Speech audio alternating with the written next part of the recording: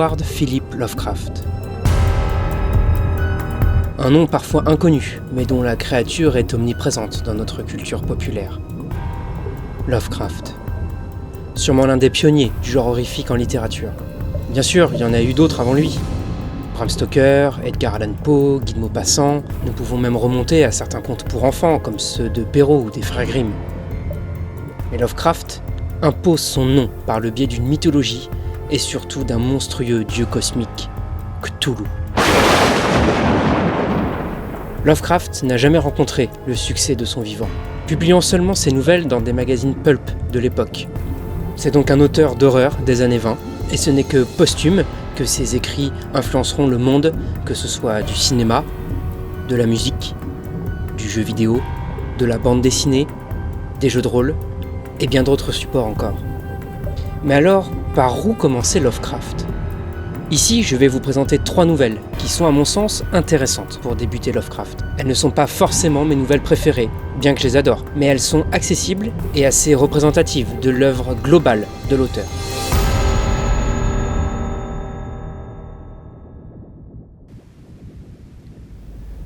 Pour commencer, je vous propose bien évidemment l'appel de Cthulhu. Quitte à se lancer dans Lovecraft, autant connaître son écrit le plus culte, d'où provient cette créature désormais célèbre. Un anthropologue hérite de documents bien étranges, suite à la mystérieuse mort de son oncle. Il va alors enquêter et vite tomber sur un culte secret qui semble préparer le retour d'un grand ancien, sommeillant tapi au fond de l'océan et attendant d'imposer son règne sur la terre. Dans sa demeure de Riley la Morte, Cthulhu rêve et attend. L'histoire est présentée au travers d'un ensemble de documents différents, comme un journal de bord d'un navire, des coupures de presse ou encore des témoignages. Nous avons l'impression d'enquêter avec le personnage jusqu'à l'apothéose de l'horreur finale. Je vous conseille de lire la nouvelle une première fois, normalement, pour vous faire vos propres images mentales. Mais si une deuxième lecture doit avoir lieu, je ne peux que vous encourager à vous procurer la version illustrée de François Baranger. Il est parmi les rares à avoir rendu à Lovecraft le gigantisme et l'absurdité de ces créatures et des environnements qui les accueillent. La deuxième nouvelle présentée pour débuter dans Lovecraft est La Cité sans nom. Cette fois-ci, c'est un explorateur que nous suivons. Au milieu du désert arabe, il découvre une cité enfouie dans le sable. Elle n'est sur aucune carte. Elle n'a aucun nom. En parcourant les couloirs obscurs et de plus en plus profonds, il se retrouve face à des fresques évoquant une attaque de ville, de temps immémoriaux, ainsi que des momies d'êtres reptiliens. Il finit par comprendre que ceux-ci étaient les habitants de cette cité. N'est pas mort ce qui a jamais dort, et au long des siècles peut mourir même la mort. Cette nouvelle est plus typée aventure. Nous suivons une exploration, de l'archéologie, une cité dans le désert, des tombeaux. Nous sommes bien loin des profondeurs de l'océan avec Cthulhu. Ceci peut vous donner une autre facette de Lovecraft, qui a toujours su combler les interrogations de son époque par des créatures et des mythes étranges.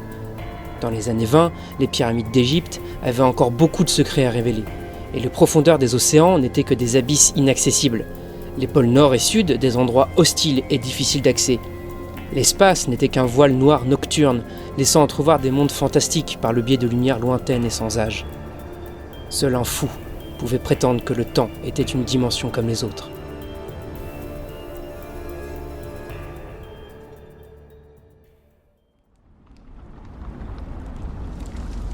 Mais revenons à la dernière nouvelle présentée. J'en ai choisi une justement plus intimiste. Celui qui chuchotait dans les ténèbres. Dans le Vermont, une inondation sans précédent fait des ravages.